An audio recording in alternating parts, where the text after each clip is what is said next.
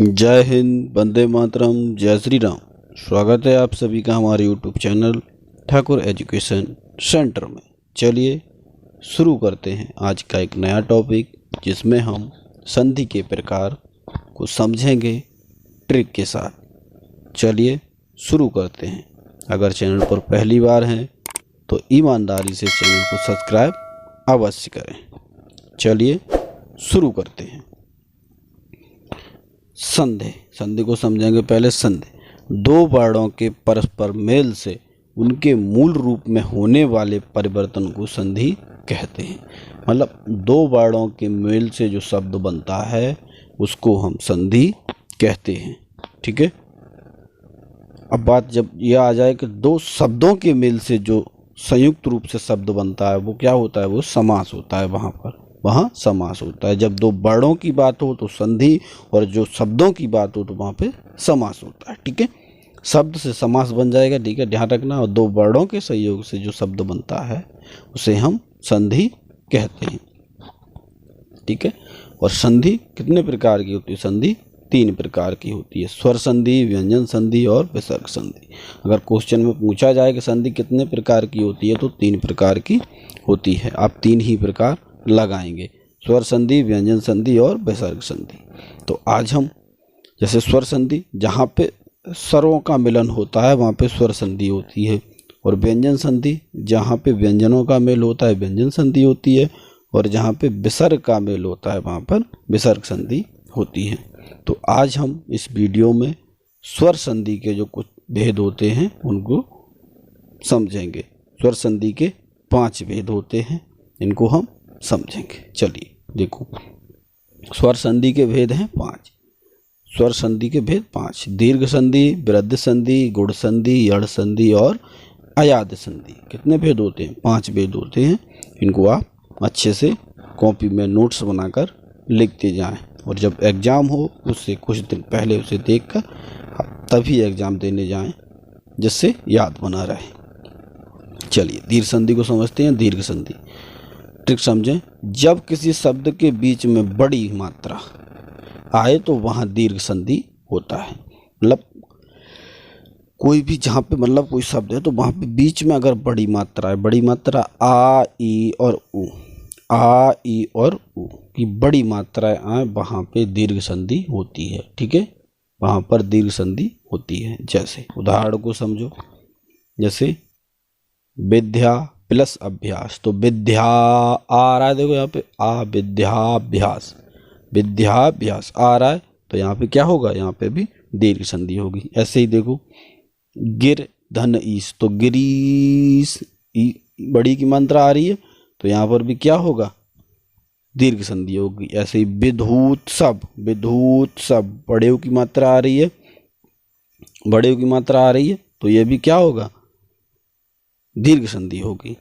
योजनाबधि, योजना बड़ी की मात्रा आ रही है तो ये भी क्या होगा? दीर्घ संधि होगी। स्वाधीन, ये भी देखो बड़ी की मात्रा आ रही है। सर्वा आ की मात्रा आ रही है, ये भी दीर्घ संधि होगी। अंडाकार, अंडा मतलब बड़े की मात्रा है। अल्पायु, यहाँ पे भी बड़ा का मात्रा है, यहाँ पे भी आत्मावलंबन, यहाँ पे भी बड़ा आ का डंडा है। ठीक है, समझ गए? मतलब जहाँ पे बड़ा आ, बड़ी ई और बड़ा ऊ की मात्रा आए वहाँ पर दीर्घ संधि होगा।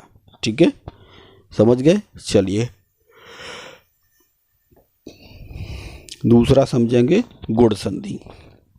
गुण संधि, जब किसी शब्द के बीच में छोटी ए और छोटो ओ और ऋषि अर की मात्रा आए वहाँ पर गुण संधि होता है। ठीक है, ये इतना ध्यान रखो। ऊपर ऊपर मतलब एक मात्रा आए। ठीक है, यहाँ पे भी देखो एक मात्रा आए, जहाँ ऊपर एक मात्रा आए वहाँ पर गुण संधि होती है। जैसे यहाँ पर भी देखो एक मात्रा है तो गुण संधि होती है। यहाँ पर भी देखो एक मात्रा है, गुण संधि है। यहाँ पर भी देखो सूर्योदय में एक मात्रा है, गुण संधि है। जलोर में एक मात्रा है, ये भी गुण संधि है। महोत्सव में एक मात्रा, यह भी गुण संधि है। और महोरजा में एक मात्रा, ये भी गुण संधि है। और गणेश में भी एक मात्रा है। ठीक है, जहाँ एक मात्रा ऊपर हो, नीचे से मतलब नहीं है, जहाँ लाइन के ऊपर अगर एक मात्रा है तो वो गुण संधि होगी। अब इन दोनों की बात आई, ब्रह्मर्षि और महर्षि।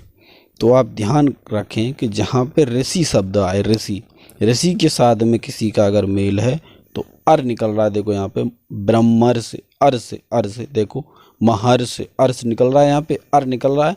तो इसका मतलब जहाँ पे अर निकले वहाँ पर भी गुण संधि होगी। या सीधा समझ लो, अगर ऋषि के साथ में किसी का मेल है तो वहाँ पर भी गुण संधि होगी। ठीक है, समझ में आया। चलिए अगला देखते हैं। अगला है वृद्धि संधि। अब वृद्धि संधि को समझते हैं।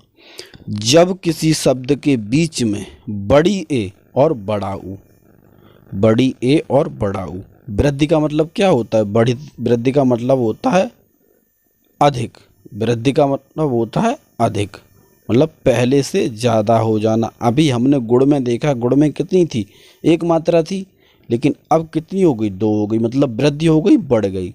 तो जहाँ पे मतलब मात्राएं दो हो जाए ऊपर, वहाँ पर क्या हो जाएगा? वृद्धि संधि हो जाएगा। मतलब नीचे से मतलब नहीं रखना है, जो ऊपर अगर मात्रा बढ़ जाए तो वहाँ पे वृद्धि संधि हो जाएगा। जैसे इसमें देखो महेश्वर, दो मात्राएं, ये भी वृद्धि संधि। दंतोष्ठ, ये भी देखो दो मात्रा, वृद्धि संधि। राजेश्वर्य, ये भी दो मात्राएं, वृद्धि संधि। परमौषध, ये भी वृद्धि संधि। मतक, देखो ये भी वृद्धि संधि। महोजस्वी, ये भी देखो वृद्धि संधि। को डबल मात्राएं, इस मतलब से ये वृद्धि संधि है। ठीक है, समझ में आया। मतलब अगर सिंगल मात्रा है तो गुण संधि, और एक मात्रा डबल हो गई तो वहाँ पे वृद्धि संधि।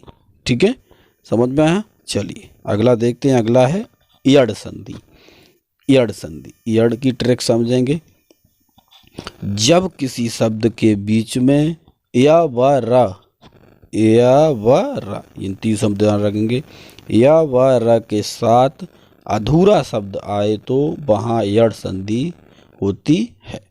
ठीक है, मतलब या व रा आए और उसके साथ में कोई अधूरा शब्द आए तो वहाँ पर यड़ संधि होती है।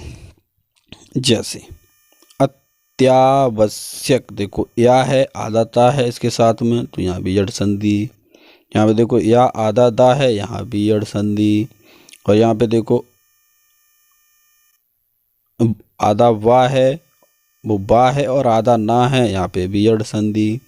देखो आधा सा है बा में देखो आधा सा है, यहाँ पे बा है आधा, यहाँ पर भी बा है। ठीक है, और यहाँ पे या है दोनों में। ठीक है, और यहाँ पे का है? मात्रानंद, यहाँ पे क्या है? यहाँ पे रा है, यहाँ पे भी रा है, और यहाँ पे या है। ठीक है, यही मैंने बताया था, या व रा। या व रा के साथ में अगर कोई भी आधा शब्द आए बीच में, ठीक है, बीच में भी नहीं, आगे पीछे भी आ सकता है। ठीक है, या रा वा के साथ में कोई आधा शब्द आए तो वहाँ पर यड़ संधि होती है। ठीक है, पित्रादेश, प्रत्येक, मात्रानंद, स्वागत, अन्वित, नद्यापरण और अत्यावश्यक, ये सभी क्या हैं?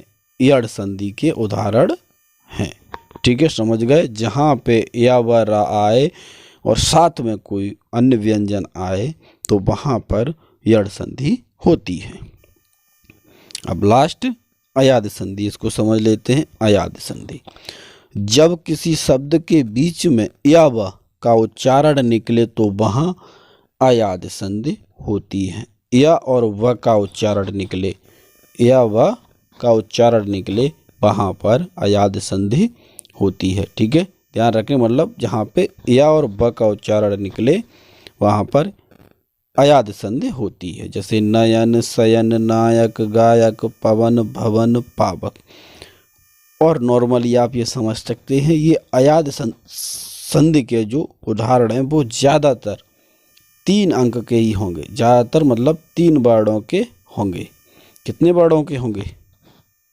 3 वर्णों के होंगे। जैसे नयन, शयन, नायक, गायक, पवन, भवन, पावक या पवन।